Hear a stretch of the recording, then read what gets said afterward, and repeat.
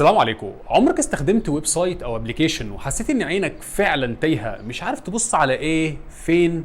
خليني اقول لك ليه. ببساطه يا صديقي، اللي بيحصل هنا اسمه الفيجوال هيراركي، يعني ترتيب العناصر بصريا على الشاشه، وده اللي بيخلي عين المستخدم تعرف تمشي فين وتبص على ايه وامتى من غير ما تتلخبط. وخليني اقول لك على اهم الستبس اللي بناخدها علشان نوصل للهيراركي الافضل. اول حاجه وهو السايز.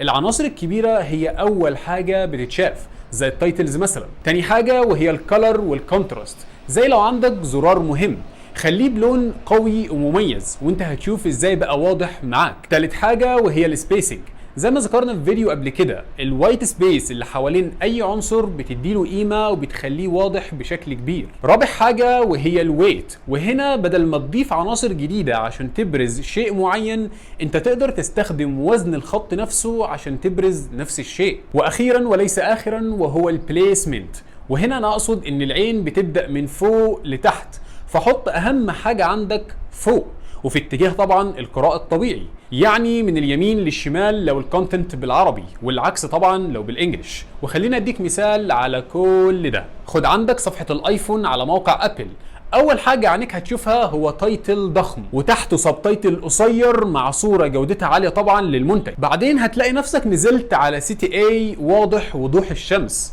كل ده يا صديقي معمول عشان يوديك في رحله من تايتل لفيجوال لبنفيت لCTA من غير ما انت تحس اصلا بالرحله دي كلها. وده اللي بالمناسبه بيخلي ابل بتبيع، لان النهج ده بيخلي المستخدم يفهم الفاليو اوف برودكت بسرعه ويعمل او ياخد اكشن. يعني ببساطه الفيجوال هيراركي عامل بالظبط زي الGPS لعين المستخدم في التصميم. فالمره الجايه ان شاء الله واحنا بنصمم محتاجين نسال نفسنا المستخدم هيوصل للمعلومه المهمه بتاعتنا في كام ثانيه، عشان نقدر وقتها نوجه عين المستخدم ونخليه يوصل بشكل اسرع.